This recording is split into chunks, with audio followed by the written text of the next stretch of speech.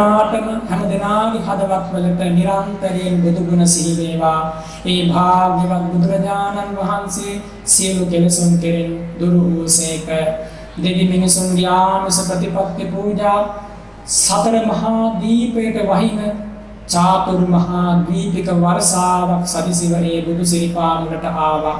හරියට අසුචි පර්වතයක නොගෑවී යන කෙනෙක් වගේ ඒ ලාභ සත්කාර වලට ගිජු වුණේ නැහැ. දෙවි මිනිසුන්ගෙන් ලැබූ පූජා සත්කාර සම්මාන අපමණයි. ඒ සියල්ල ශාන්ත සිතකින් විද දරාගත්තා. දුගී පැල්පතට රජ මැදුරට සමසේ පිණ්ඩපාත වැඩම කළා. ඒ බුදුරජාණන් වහන්සේ ගැන හිතපු ඇත්තෝ ඒ කාලේ ප්‍රකාශ කළා. පිඬු සිංගමින් එක දවසක් මගේ පැල්පතටත් වැඩියා. ලොව උත්තම කුලයේ උපන් කුල වේදය මකා දෙමු. ලෝකේ උත්තම කුලේ ඉපදලා කුල වේදය මකා දමලා දුගියාගේ පැල්පතට රජතුමාගේ මැදුරට සමසේ පිණ්ඩපාත වැඩම කරලා සියලු දෙනාටම ඒකාවන්ම කරුණාව දක්වූ බුදුරජාණන් වහන්සේ සැබවින්ම විරාගී හදමඩලක් ඇති කෙනෙක්.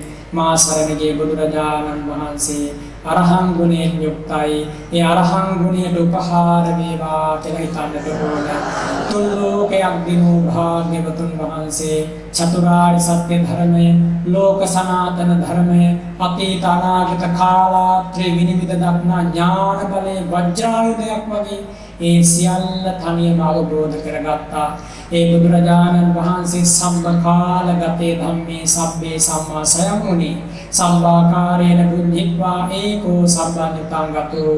ඒ බුදුරජාණන් වහන්සේ සම්මා සම්බුද්ධයි සියලු ධර්මතා අවබෝධ කරගත්තා. ඒ ශ්‍රී නාමයට උපහාර වේවා කියලා හිතන්නට ඕන. අතිපාරිශුද්ධ ජීවිතයක් ලෝකේ හොයනවා නම් ගත පිරිසිදු කරලා කිසි කෙනෙක් පිරිසිදු වෙන්නේ නැහැ. සිත පිරිසිදු කරලා උපරිමයෙන් පිරිසිදු කරලා අසම සමලෙස පිරිසිදු කරලා කිසිවෙකුට ලංහිය නොහැකි ලෙස පිරිසිදු කරලා අෂ්ට විද්‍යා පසළොස්ධර්ම ධර්ම වලින් පිරිසිදු වූ ඒ ආශ්චර්යමත් ජීවිතයට විද්‍යාචර්ණ සම්පන්න ගුණ සමුදායෙන් යුක්තයි කියලා දෙවිවරු වන්දනා කරනවා. අපේ নমස්කාරයේ විද්‍යාචර්ණ සම්පන්න ගුණ බලයෙන් බුදු සිරිපා බිසු වේවා කියලා හිතන්නට ඕන. ඒ ශාන්ත රූපමඩලේ ලස්සන ලෝකේ කාටවත් කියන්න බෑ. ඒ තරම් ලස්සන රූපයක්, ඒ තරම් ලස්සන කටහඬක්, ඒ තරම් ලස්සන ආශ්චර්යමත් චර්යාවක්, ඒ තරම් ලස්සන මනස්කාන්ත මනෝහර මනබන්ධන ජීවිතයක් ලෝකෙ වෙන කාටවත් හිමිුනේ නැහැ. ඒ සුන්දර සුගත ජීවිතය වචන වලින් කියන්න බැරි තරම් ආශ්චර්යමත්. සෑම වචනයකින්ම, සෑම බැල්මකින්ම, සෑම නෙතු ධාරාවකින්ම ඒ බුදුරජාණන් වහන්සේ ගවසුවපත් කළා. අවියෙන් ආයුධයෙන් නෙමෙයි, නපුරු වචනයෙන් නෙමෙයි, මිහිරි ආමන්ත්‍රණයෙන්, දයාබර වදනින්, කරුණාබර ආමන්ත්‍රණයෙන් දුගියාට, මගියාට, යාචකයාට, හදතුමාට, දෙවියාට, නග්නයාට සම කරුණාව දැක්වුවා.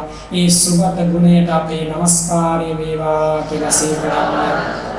සත්ව ලෝකයේ ගැන එදා මෙදා තුර මිනිස්සු මේ දේවල් හොයා යනවා. ඕන් මැරිලා යනවා ගවේෂණය අවසන් වෙන්න කලින්. සංඛාර ලෝකයේ ගැන හොයා යනවා, මැරෙනවා ඒ ගවේෂණය අවසන් වෙන්න කලින්. සත්ව සංඛාර අවකාශ ලෝකයේ ගැන මිනිස්සු ජීවිත පුරාවට හොයා ගිහිල්ලා අන්තිමට බල්ල ගෝසු වගේ මැරිලා යනවා. අවබෝධ කරගත් යමක් නැහැ. මරණින් මත්තේ නිරයේ තථාගතයන් වහන්සේ මහා සමාධි බලයෙන්, ප්‍රඥා බලයෙන් සත්ව සංඛාර අවකාශ සක්වල අනන්ත සක්වල සියලු ලෝධා අවබෝධ කළා. ඒ අවබෝධයෙන් ලෝක විදූ ගුණේ ඒ තථාගත ජීවිතයට නිරායාසයෙන් පටබැඳුණා. ඒ ශ්‍රී නාමය ලෝක විදූ ගුණ බලයෙන් බුදුරජාණන් වහන්සේගේ සිරිපා බියස අපගේ নমස්කාරය වේවා කියලා සාදුකයන්ට බුදුරජාණන් වහන්සේ ඉදිරියේ දෙවි මිනිසුන් අද පවා දමනය වෙනවා. ඔබේ ඔය සාදුකාරය, ඔබේ ඔය අවනත වීම, ඔබ කිසිම කෙනෙක් ඉදිරියේ ওই විදිහට වාඩි වෙලා ඉන්නවද? ඔබ කිසිම කෙනෙක් ඉදිරියේ ওই විදිහට සාදුකාර දෙනවද? මොන නායකයා ආවත්, මොන පුළුවන් කාර්යය ආවත්, සක්‍ර දේවේන්ද්‍රය ආවත් ඔබ ওই විදිහට වාඩි වෙන්නේ නැහැ. ඔබ ඔය විදියට දනගස්සන්න, ඔබ ඔය විදියට එකම ආසනයක රැයක් එළිවෙනකම් නමුත් වාඩි කරලා තියන්න පුළුවන් එකම කෙනා මේ ලෝකේ බුදුරජාණන් වහන්සේ විතරයි. ඔබ ඔබේ දරුවා වෙනුවෙන්වත්, ඔබ ඔබේ මව්පියා වෙනුවෙන්වත් ඔය විදියට ඉන්න කැමති වන්නේ නැහැ. ඔබ ඔය විදියට දමනය වුණේ, අවනත වුණේ, දණින් වැටුනේ, ඔය විදියට නියතමානීව මහ පොළොවේ දන ගසාගෙන මේ ඉන්නේ කා ඉදිරියේද? ඒ භාග්‍යවත් බුදුරජාණන් වහන්සේ ඉදිරියේ. බුදුරජාණන් වහන්සේට එනිසයි අනුත්තර පුරිස ධම්මසාරති කියන්නේ. ඒ තථාගතයන් වහන්සේ ඉදිරියේ දණින් වැටුනේ ඔබ වගේ අල්පේශාක්‍යය නෙමෙයි.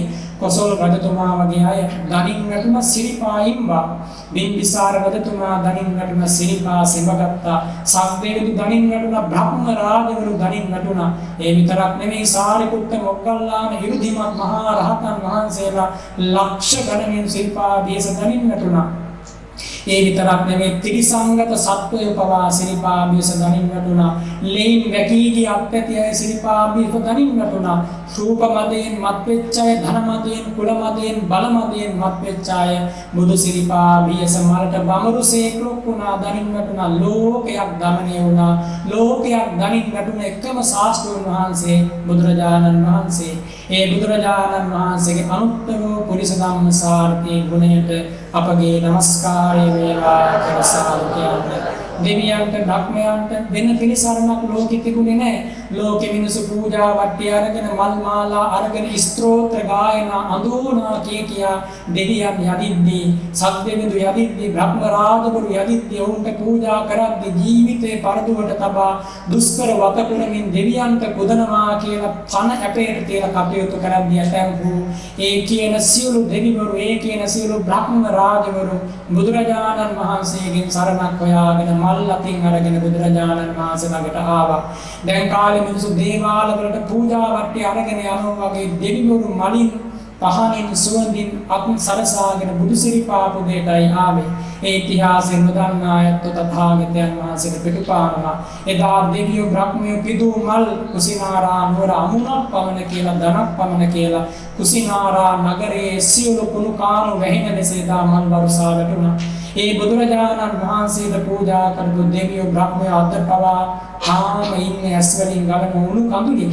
ඒ බුදුරජාණන් වහන්සේගෙන් වෙන්වීම දරා ගන්න බැරුව දෙවි මිනිසුන්ට එකම ශාස්ත්‍රඥ වහන්සේ බුදුරජාණන් වහන්සේ. එවම් උත්තමයෙක් මුණ ගැසලා ඊට පිටුපාන්න සැහැසි වෙනවා නම් යම් මිනිස්සෙක් ඔහු මෝඩයෙක්.